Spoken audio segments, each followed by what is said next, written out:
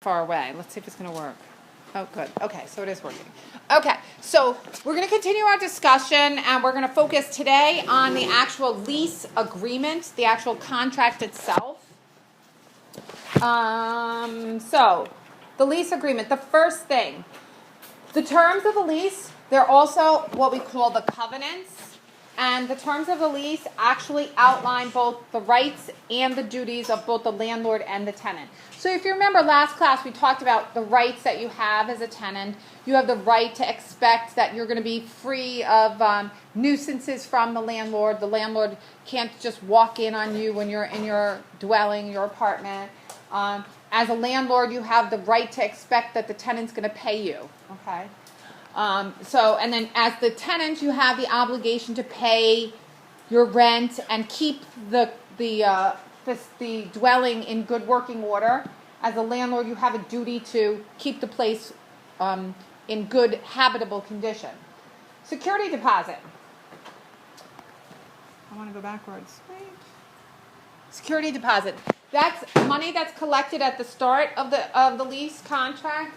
And it secures any rent or repairs or damages to that particular dwelling. And like I said, it's typically 1 or 2 months' rent in advance.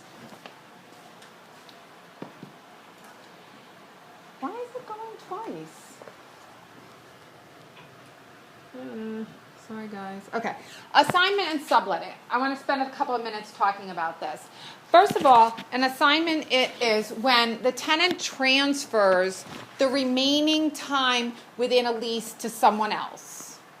Versus subletting is when they're only transferring what we call part. This darn thing is just not working correctly. Only part of the lease term to someone else. So what do I mean by this? This is a situation where, let's just say, Steve, he's living here in Albany, and he's 25, and then he gets a job in New York City. He was renting an apartment at Fairwood Apartment Complex in Guilderland, and he had a 1-year lease. But now he finds out he's got this job in New York City. He's totally excited to go down to New York City and work there, okay? He does not want to stay in his apartment in Fairwood anymore because it'd be an awful commute from, Guilderland to New York City every day. So he wants to see if he can assign the remaining 6 months of his lease to someone else. Okay? So he wants to assign it, and then Adam comes along, and Adam says, oh, okay, that looks like a nice apartment. I'm going to take your lease over for the remaining 6 months. That's an assignment. So he transfers his rights and his obligations for the remaining 6 months. Now, important thing, please write this down.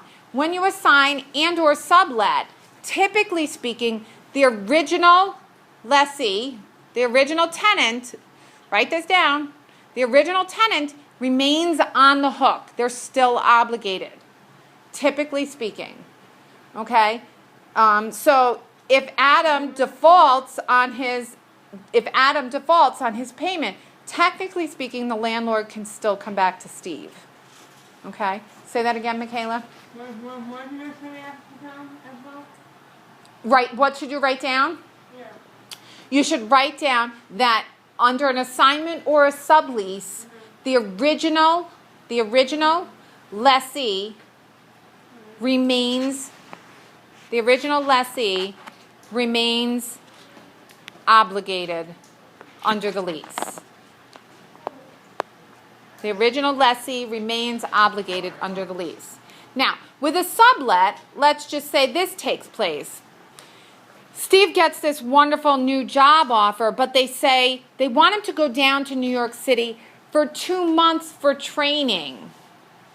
Okay, but his job is going to be located still in Albany. Okay? You're going to live there for 2 months.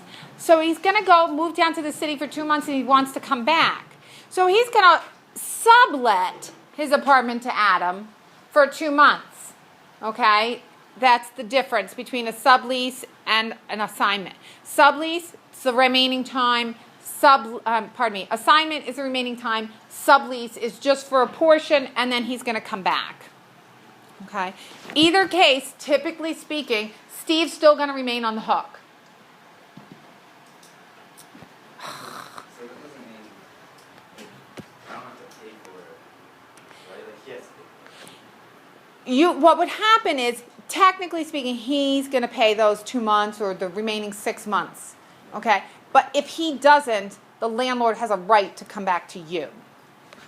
So can I go after him? Absolutely, you can. You two would get something in writing. Okay, so I'd have like You'd have a sublease agreement. Yeah, you would have either a sublease or an assignment agreement that you would put in place. He can just not pay and if No. Right. And remember what I said back when we did contract law?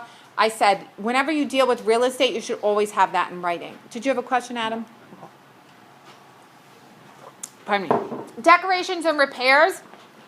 Typically speaking, the landlord does not have any requirements to decorate other than, maintaining paint and the carpet and stuff. But they don't have any obligation to do any curtains or decorations or wall hangings or anything of that sort. If the apartment is a furnished apartment, then typically speaking, you're going to have additional covenant terms in the lease agreement relating to those, to the furnishings in that dwelling. Yes, Michaela?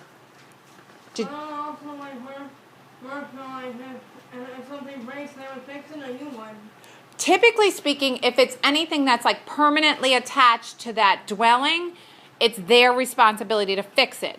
If it's things that it's your stuff, it's your responsibility to fix it. Okay. Does that make sense? Yeah. Good. Okay.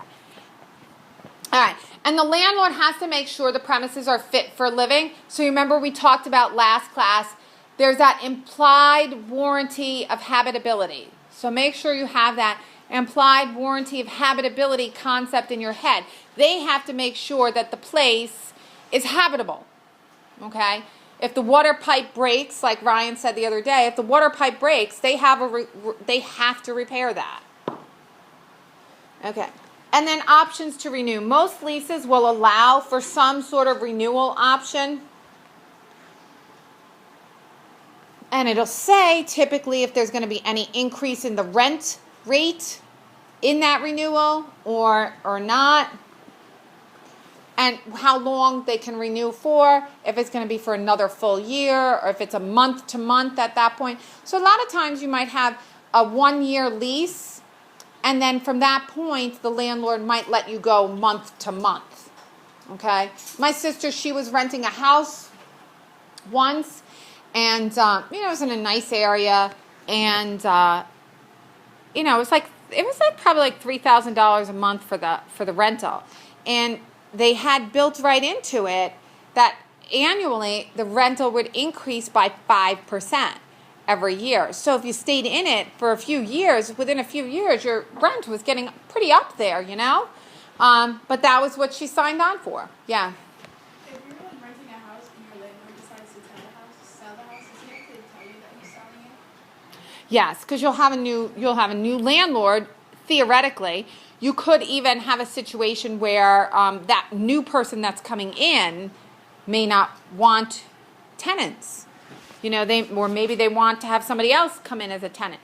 So there's stuff that you should try to make sure that what's in the contract says something to address that. So like if the landlord changes ownership, or if the landlord sells the facility, that you have still undisturbed rights to that property for the remainder of the lease term. You want to make sure that that's in the lease terms, okay? So that something like that doesn't happen to you. They come in, they sell to somebody else, and, they want their younger, cousin to be able to rent the apartment, and they kick you out. They can't do that. I mean, they can if it's not in the lease, They would have 30 days or whatever, but... So you want to make sure that's in there. They have to provide the tenant with new lease under the same terms if it doesn't say anything to the contrary. And then the lease may allow the tenant to purchase a property. Sometimes you do what we call rent to own, okay, where you rent it for a period of time, and then at the end of that rental, you might be able to purchase it for a given price. Again, that would be spelled out in the terms of the contract. Eviction. Let me see if I missed anything here. Nope. Okay. So, when a landlord takes away a tenant's possession of the property, that's an eviction. Some reasons why a tenant can be evicted are not paying rent, damaging the property, or violating conditions of the lease. So if one of the conditions of the lease was that you couldn't party and have loud noises after 10 o'clock, and you routinely violated that, you could get kicked out. So if you got evicted and it was because you were violating the conditions of the lease, does the landlord have the right to keep the security deposit? They may. Yeah. They may have that right to keep the security deposit, yes. Typically speaking, eviction in most states is not that easy of a process. Typically speaking, the landlord has to go through the court system. They have to get the sheriff involved. There's paperwork involved in order to get somebody evicted. Doesn't have to be like repeated things. There's going to have to be some documentation of why they're being evicted. Like if you pay your rent a week late once, they're not gonna. No. Typically not. Especially if they have some sort of term in the lease contract that says that you can, that there's a late fee, So, yeah. Okay. There is a thing called a constructive eviction, and this is when a landlord breaches terms under the lease. And it's when the landlord deprives the tenant of some normal item that would be sort of considered to be in the implied warranty of habitability, such as turning off the electricity or turning off the heat or some other fundamental service.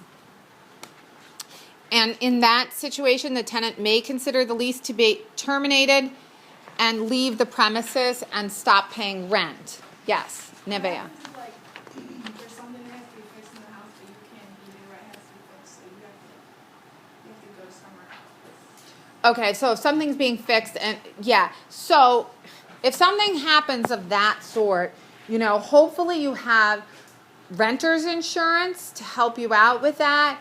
That becomes very complicated because if something is damaged, say, in the dwelling, let's say that pipe leaks and then the place is not habitable, you need someplace else to live, you're going to have to discuss how you would handle that in terms of, forgiveness of rent for those months if you have to go someplace else. So I recommend people, when you rent, that you have renter's insurance to help you to offset situations of that sort. Like if you have to go live someplace else for a period of time. Yeah. You might have to not pay rent to him, but you still need to find someplace to live. Yeah. Okay. So what's the eviction process look like? First, the landlord has to obtain a court order. Then a sheriff is authorized to carry out the eviction, and they go to the dwelling and present an eviction order to the tenant. And it is illegal for a landlord to evict a tenant by force. They cannot do that.